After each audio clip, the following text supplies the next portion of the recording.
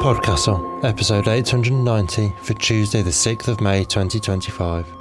The O'Brien and Palmer Show by L.S. Johnson, part 2 of 2, read by Nicola Chapman, Peter Seaton Clark and Matt Dovey, and produced by Eric Valdez. Rated PG-13, with the content notes for era-specific homophobia.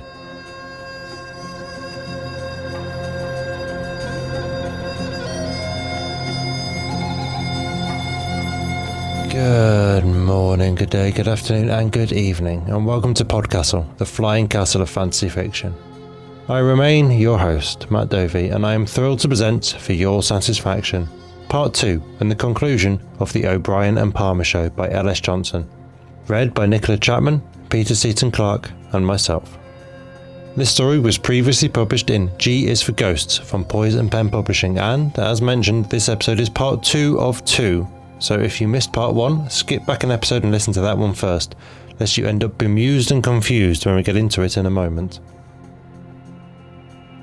Your author today, L.S. Johnson, writes about the past to better understand the present, and about monsters to better understand ourselves. She is the author of the Chase and Daniels quartet of queer gothic novellas and over 40 short stories.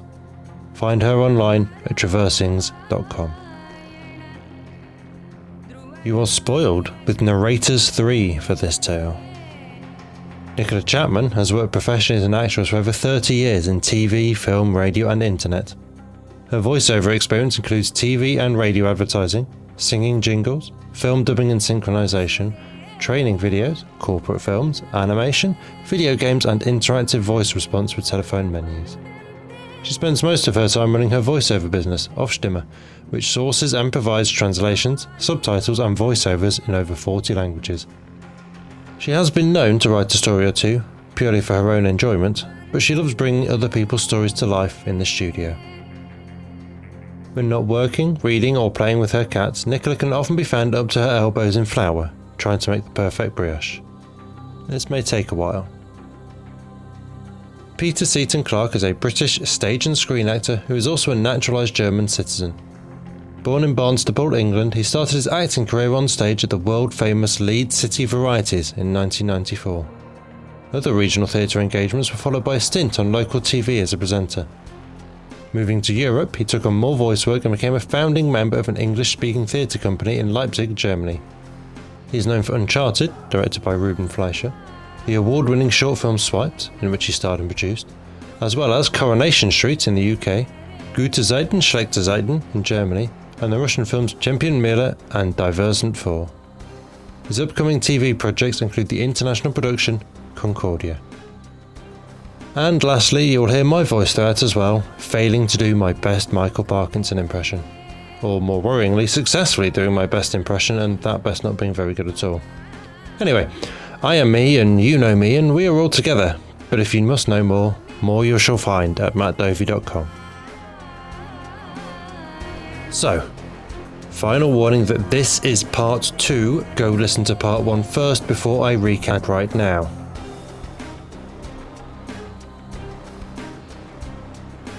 We opened on a television interview with one Timothy Palmer, a performer returned to the public eye after some time away, before swiftly cross-fading into Anne, a medium who finds the world doggedly going out of its way to show her an advert seeking a medium for a private seance.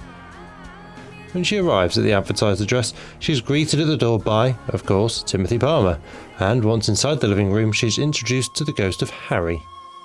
After overcoming her shock with a cup of tea, Mr. Palmer relates how he and Harry had known each other since childhood, until Harry lied about his age to enlist for the war, being killed on the front only a month in. He then lays out the proposition he wishes to discuss with Anne.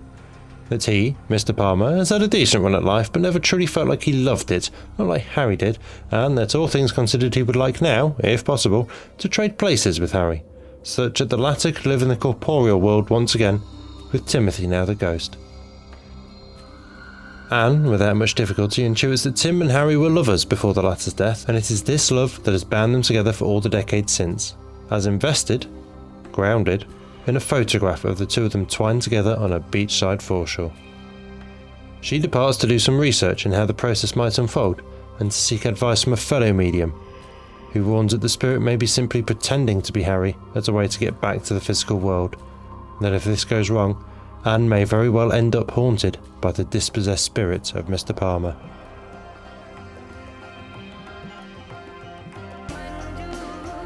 And now pay attention, for our tale is about to resume and conclude. You're tuned into the Escape Artists Broadcasting Corporation Channel 3.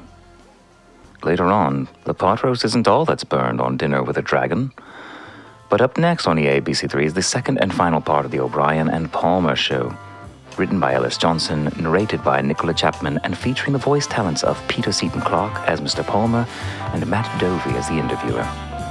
We return you now to the EABC studios for the conclusion of the O'Brien and Palmer Show, already in progress.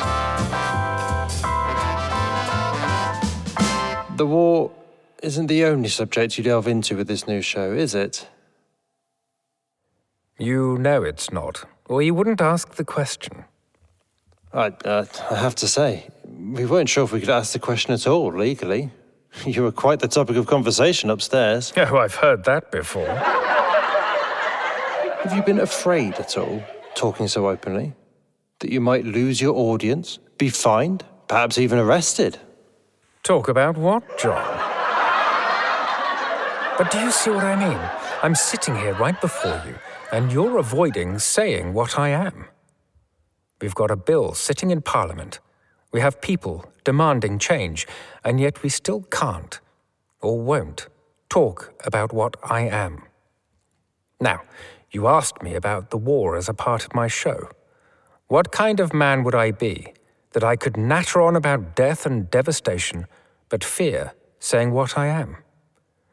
What kind of society are we creating where it's acceptable to joke about genocide, but not to acknowledge the affection between two consenting adults? A very strong opinion, well put. Perhaps some of our politicians should take a few years off. Or you'd be surprised at things you learn about yourself. The little pub was tucked away in a cul-de-sac just past the train station, the end of the line, and as such it was hardly ever crowded, and those who drank there kept their eyes on their pints. Anne had come across it when running a small circle nearby. It seemed a good place to meet, and better for the day proving rainy. When Mr. Palmer entered, placing his umbrella in the rack and brushing water off his trench coat, not a single one of the half-dozen people looked up. He ordered a pint and made his way to Anne's table, a wary expression on his face. She was already nursing her own pint, still trying to figure out how best to ask her questions.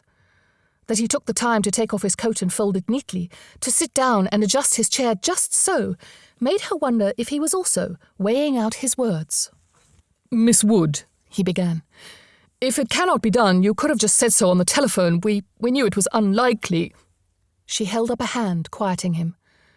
He took a sip of his beer as she began speaking in turn, taking equal care with her words. "It is not impossible, Mr. Palmer, but it is a very risky undertaking. There is every chance that one or both of you could be lost in the process. You would both be dead, truly dead." "We've discussed that possibility," Mr. Palmer said firmly. "There is also the chance that one of you could be lost, and the body as well, leaving the other spirit alone but still anchored to this plane," she pressed. "And we have discussed that as well. We were going to ask that, if it comes to pass, you would do what you can to help the remaining spirit move on." He continued when she started to speak. "We have weighed all the risks, Miss Wood. I appreciate your concern, but we have been debating this for over 2 years now." "It's a chancy thing to have a spirit bound to an object," Anne cut in. "If that photograph was somehow destroyed, you would lose Harry. Yet it's not clear to me where exactly he would end up. He might move on, or he might simply drift through the world, unable to materialize." Mr. Palmer was staring at her, his pint forgotten. "Again," he said, a note of irritation in his voice, "we have considered all this. Why do you think I leave his things at home? I could have brought them with me on tour, but the risk was always too great. And even so, my heart is always in my throat. What if there's a fire or a break-in?" Before she could reply, he continued, "Ever since he came back, I have done everything I could to protect him. This Timothy Palmer is a very precise construction, Miss Wood." Too fastidious for large dinner parties, too fussy to permit people handling his photographs or nosing in his cupboards, too uptight to go abroad or on extended tours. All that, and yet not too much, lest I be thought too queer. So queer, I might be touched in the head. His eyes were flashing. Do you have any idea, can you begin to imagine how exhausting the last 2 decades have been? No, she said quietly. No, I can't, Mr. Palmer. And therefore I have to ask, would Harry go to similar lengths for you? He stared at her for a moment, open-mouthed in astonishment, and then his cheeks reddened, but from anger, not embarrassment. You think Harry's trying to trick me? You think he's trying to steal my body? Mr. Palmer, I have to be certain it was my idea. He enunciated the words. If anyone is exerting pressure in this, it is myself. A shadow fell over their table. They both looked up to see a ruddy-faced elderly man beaming down at them, beatific with drink. It is, he exclaimed delightedly. You're Timothy Palmer. A murmur went up from the others in the pub. Mr. Palmer's face reddened further. I am, thank you. Unfortunately, I'm in the middle of a conversation. Do the bit from Once Upon a Wedding, the man said. My missus loved that film. It's really not a good time, Mr. Palmer said, though I'm happy to autograph something. Oh, come on. It'll only take a moment. It's really not a good time, Anne echoed. She could sense Mr. Palmer's rising agitation, see him trying to blink back tears. Over the man's shoulder, she looked meaningfully at the landlord. What, are you too good for us? The man's good humour was evaporating. You do it on those talk shows quick enough, or are we supposed to pay for it? That's enough, Eddie, the landlord said, coming over. They've paid for their drinks, not to have you bothering them. Who's bothering them? I'm a fan, that's all. Eddie let himself be led away, but he gave them a dirty look over his shoulder. It's his job to entertain, right? So what's wrong with asking someone to do his job? Mr. Palmer took out a handkerchief and patted his forehead. I need some air, he muttered. Of course. She swallowed another mouthful of her beer and quickly donned her coat. He was already grabbing his umbrella. Outside, the rain was a grey drizzle that made them turn up their collars. Mr. Palmer opened his umbrella and held it over both of them. I'm sorry about that, he said. Why? It wasn't your fault. She glanced at him. I'm just sorry you have to put up with that sort of thing. I'm no good at it. His tone was sombre. I was better when I was younger. I could laugh it off, perform on command, but even then it was never easy for me. Harry was always on. He would have done 5 different routines back there and had the whole place laughing. With me, I have to make myself become that Timothy Palmer. And the older I get, the harder it is. They were walking down the street. Now they cut across a small park with a gazebo. I was in a sanatorium a few years back. Did you know that? Alarmed, Anne looked up at him. No, I didn't know. I was pressured into doing a full tour of the British Isles. I always kept my tours short, resting between, but this time my manager got the better of me. It was utterly grueling, just endless. And one day I simply couldn't face it. I could barely get myself out of bed. Everyone had a fit, but I checked myself involuntarily and brought Harry's things in my suitcase. I was just so tired. Wasn't supposed to be this way, he continued as they reached the gazebo. He closed the umbrella, and they shook water off their coats before sitting on the bench inside. We were going to be the O'Brien and Palmer show. Harry was going to be the front man, the personality. I was going to be the straight man, quietly undercutting him. It was so easy with him, he added wistfully. As natural as breathing. But you recovered, she prompted. You went on. You've done shows since then. He nodded. Harry talked me around. I had contracts to fulfill, after all. We wrote new material in the sanatorium, shorter, easier routines. But I didn't want to leave. It was so wonderfully quiet. I worked in the garden, I watched television with the others 3 nights a week, and the rest of the time it was just Harry and me. And that's when I started thinking, it should be Harry on stage and me in the house. He loved performing in ways I never will. Oh, we'd still write together. I would watch television and listen to the radio. I'd stay up to date on the latest acts, but I could also be quiet. He smiled wanly at her. I'll make an excellent ghost, Miss Wood. You could be quiet now, Anne pointed out. "You could retire, move to the countryside. You could even move abroad." He shuddered dramatically. "Oh, abroad? What would I do abroad? I don't even like pepper on my food." Anne laughed at that, and he grinned, and then sobered. "I wasn't going to tell you about the sanatorium, especially not after you worked out we were lovers. I knew that if you believed me unstable, you would never help us.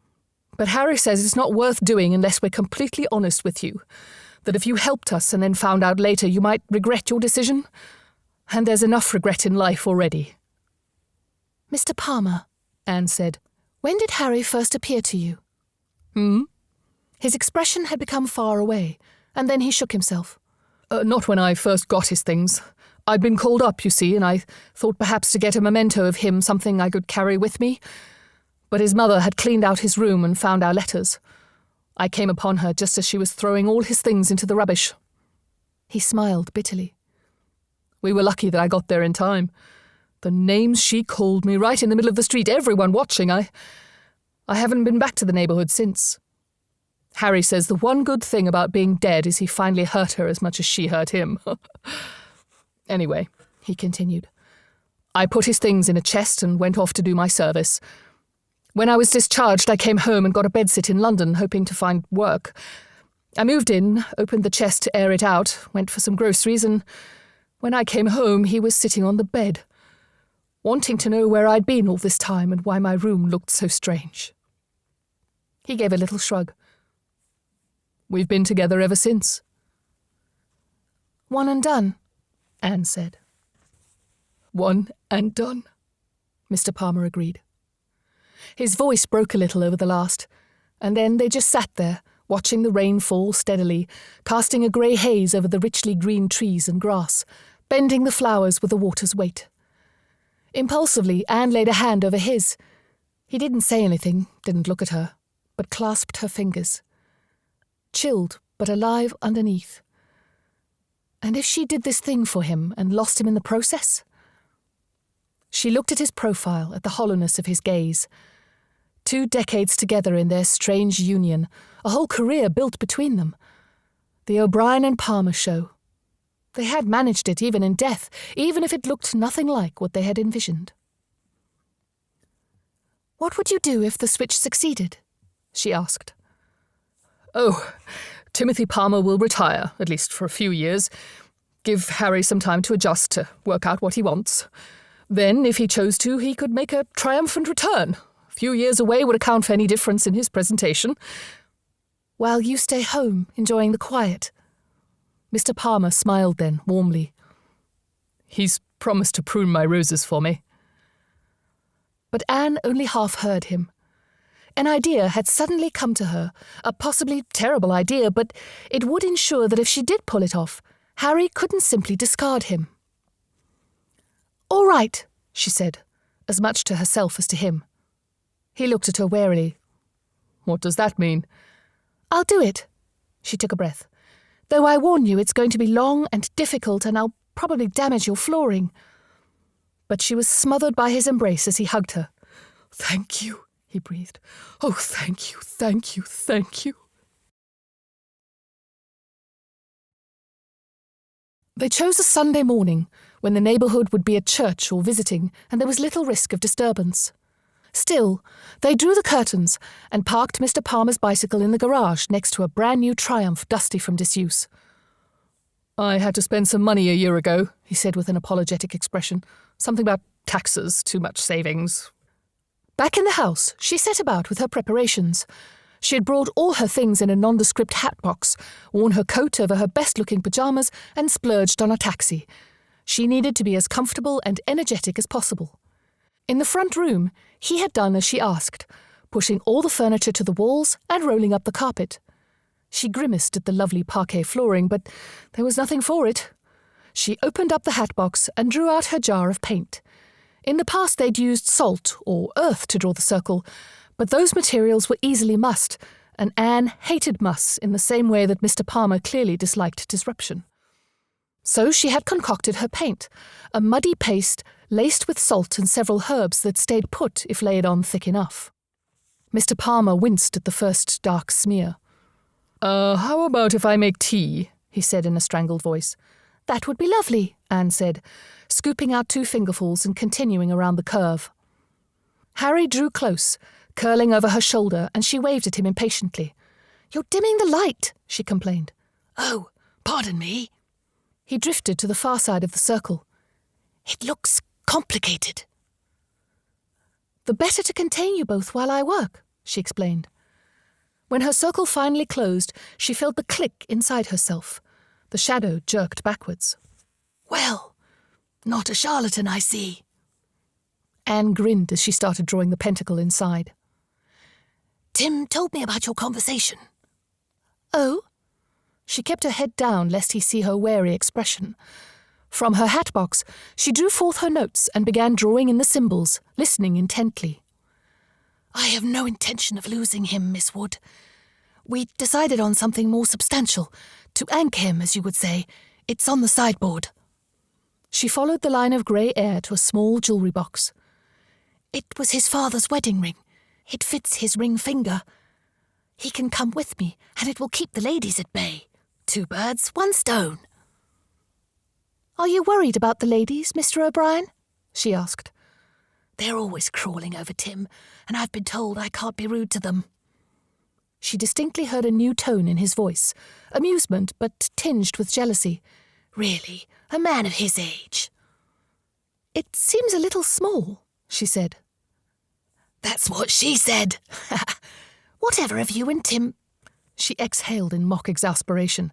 The ring, I mean. Should we find something larger? All the amusement was gone, replaced by seriousness. She hesitated. No, I like the idea of it. Mr. Palmer entered, carrying the tea tray to the sideboard. She sat back on her heels and surveyed her work. Getting there now. We'll be up and running within the hour. It feels warm, Mr. Palmer said, lying on the floor in the centre of the pentacle. Is it supposed to be warm? Warm is good. Anne flexed her washed hands and then took another pot and began painting her face. Surreptitiously, she slipped the penknife into her pyjama pocket.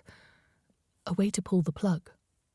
She felt all but certain she would not need it, but the first sign of any malice from Harry and, well, with enough blood in the circle, she could exorcise them both.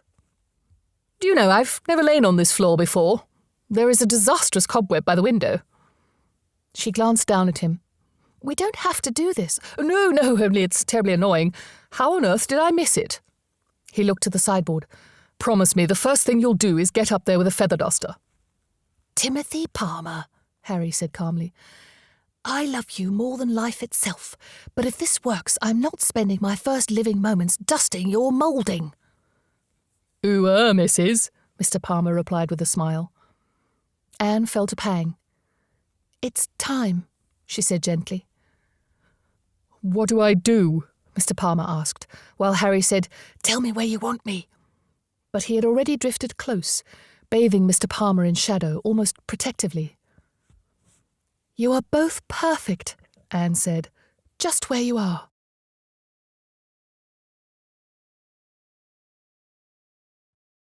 It was the longest spiritual anything Anne had ever done. She had practiced and timed it all. She knew exactly how long it would take, and yet it felt so much longer. It felt like a week in the circle.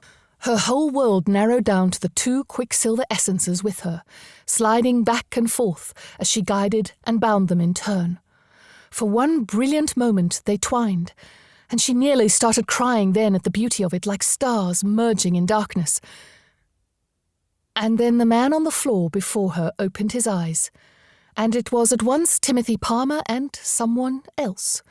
Someone who opened his mouth wider to gasp, and then breathed deep and hard, flexing his hands and trembling all over. Tim? He cried. Tim! Where are you? Say something! Anne touched Harry's hand, causing him to buck with surprise and fear. Harry, it's all right, she said. Her voice was raw, but she tried to sound soothing. He's as new to this as you are. It may take him some time to work things out. Hold on, a voice faintly said, as if from a long way away. Harry burst into tears. He pressed Mr. Palmer's hands over his eyes, then wrapped his arms across his face and breathed deeply, over and over. When he looked again at Anne, his eyes were red. "Everything smells like Tim," he said, and began sobbing harder. "I did bathe," Mr. Palmer said, more distinct now. A cloud of grey was coalescing beside them. "You never said how hard it was to keep still.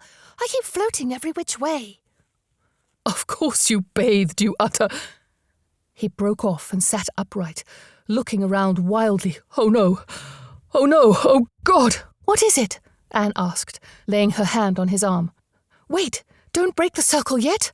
What's wrong?" "The ring!" He pointed at the sideboard. "We forgot to bring it in. He's not anchored to anything. We have to bind him somehow. Harry? It's why he's drifting. The moment we break the circle, I'll lose him. Harry!" She caught his arms and gave him a shake. "Harry, it's all right. I know we didn't have the ring. It's all right." When he only stared at her, his eyes wide with terror, she managed a tentative smile. "Harry, I bound him. To you. I bound him to this body. He can manifest anywhere you are. In fact, you're kind of stuck with each other now." "You did what?" Mr. Palmer cried, while Harry stared at her incredulously. "That's not what we agreed upon." But she could not reply. Because the man who had been Timothy Palmer and was now Harry O'Brien had flung himself on her in a bear hug, toppling them over and wrecking her neatly drawn circle. "You marvellous, marvellous girl!" he gasped. "We're going to pay you so much money." "Harry, are you sure?" "Of course I'm sure." He shook his head, as if overwhelmed by the absurdity of the question. "You're going to take me abroad, aren't you?" Mr. Palmer's voice was resigned. "I'm going to take you all over the world." He sat up on his heels, and his expression softened. "Bloody hell. You've gone younger, darling." "As you always looked to me." "You all right, then?" he asked gently. "It will take some getting used to, but I'll be all right. Are you all right?" He nodded, but he was weeping again. He wiped his eyes roughly with his sleeve. "No one has ever... what you've done." He looked up, then laughed and held out his hand, as if wiping tears from the darkened air. "You are worth it," Mr. Palmer said, and his voice was stronger now. Anne could almost see his earnest expression, the gleaming eyes. "You were always, always worth it, Harold O'Brien, no matter what your mother said." And then, before Harry could reply, "Just remember, you promised to prune my roses." "More tea, Vicar?" Harry replied with a sob, and they all laughed at that, Anne too, laughing through her own tears. Harry glanced at her, then leaned over and squeezed her hand. "I'll make the entire damned garden nothing but roses," he said, his voice quavering. "The neighbours are going to hate us for all the bees. It's going to be marvellous." Tell us about that second summer. Well, my roses were blooming, so I decided to travel a little. I never toured abroad in my younger days. I always thought of myself as an English comedian, that my humour would only really land in England. But something happened while you were travelling, didn't it? Something changed you. Well, I had already changed. I was changing.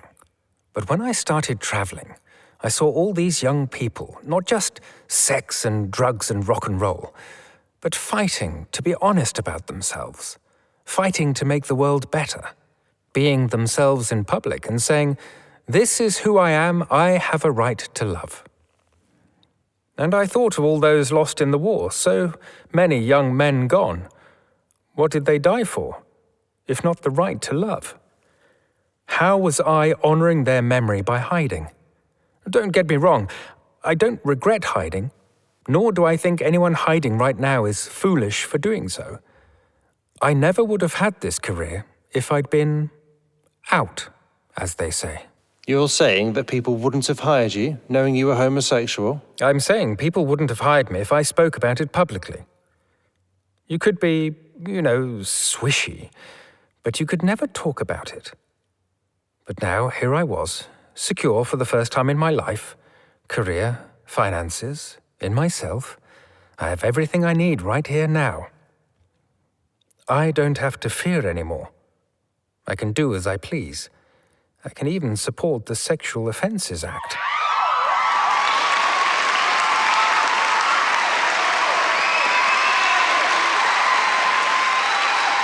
Go forth and vote, my children.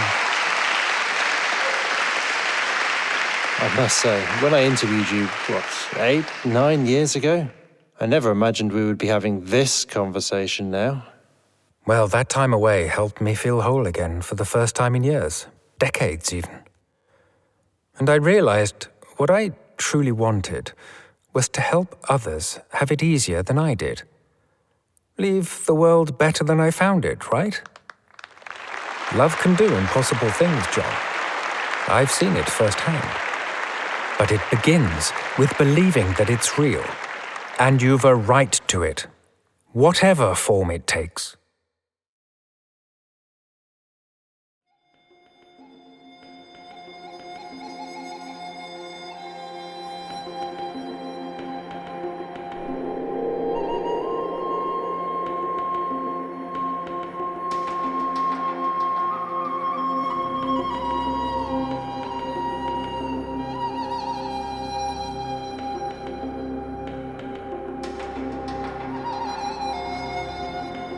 And welcome back.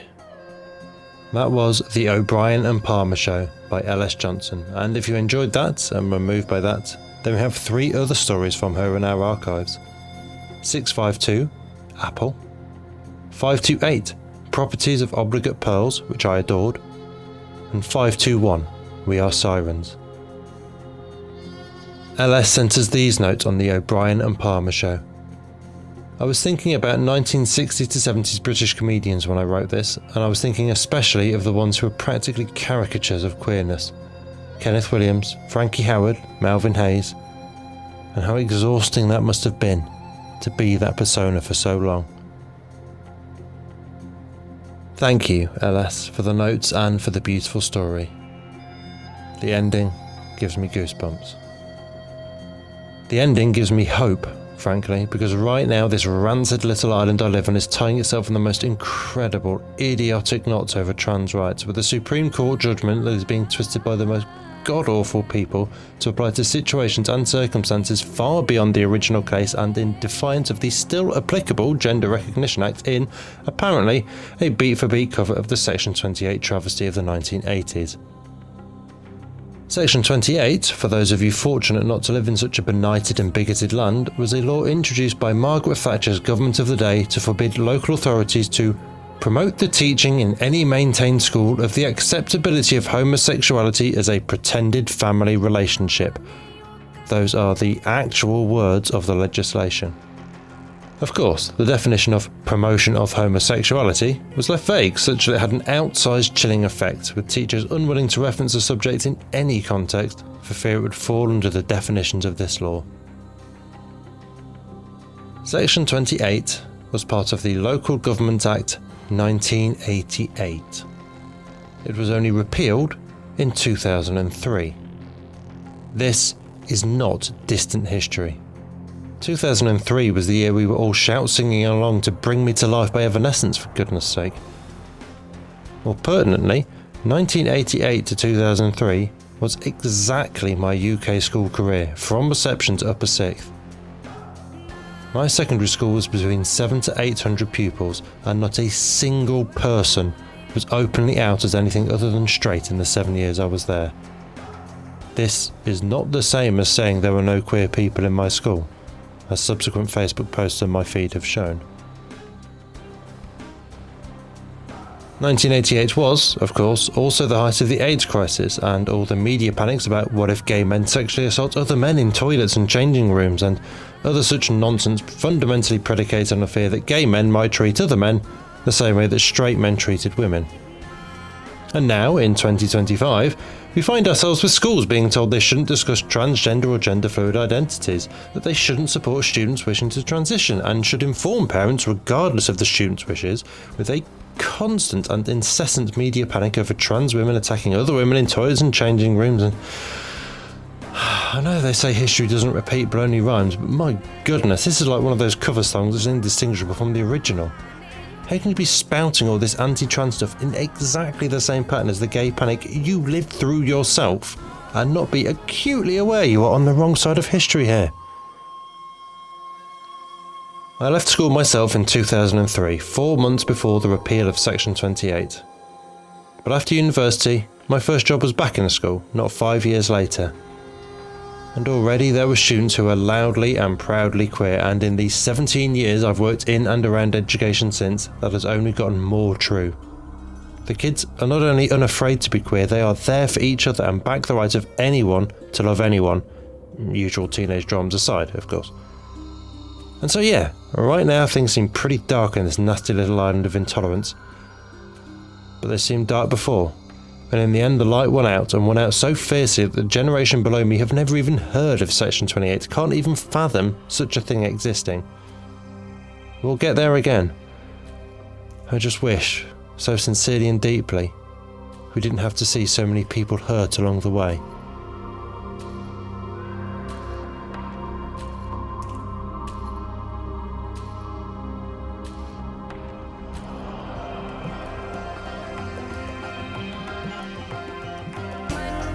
That was our show for this week.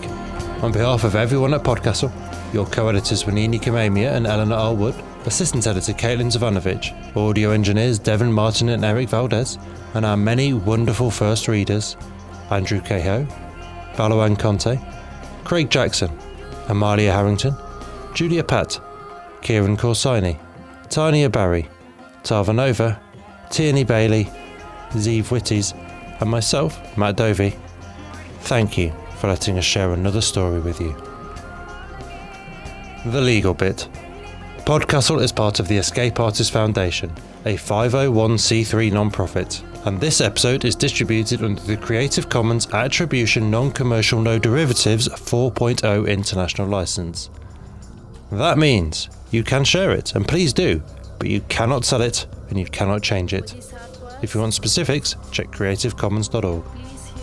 Our music is by Shiva in Exile. Everything we do on PodCastle is 100% donor funded, and if you'd like to support what we and the rest of EA do, please join us on our Patreon at patreon.com/EA Podcasts. Prefer another method? There's details for supporting us via Twitch, Amazon Prime, Ko-fi and PayPal on escapeartist.net. We'll be back next Tuesday with another fantastic tale. In the meantime, you might get to check our sister podcasts: Escape Pod for science fiction, Pseudopod for horror, Cast of Wonders for YA speculative fiction, and Cat's Cast for speculative cat stories. If your heart belongs to us though, we'll see you next week. Be safe and be kind.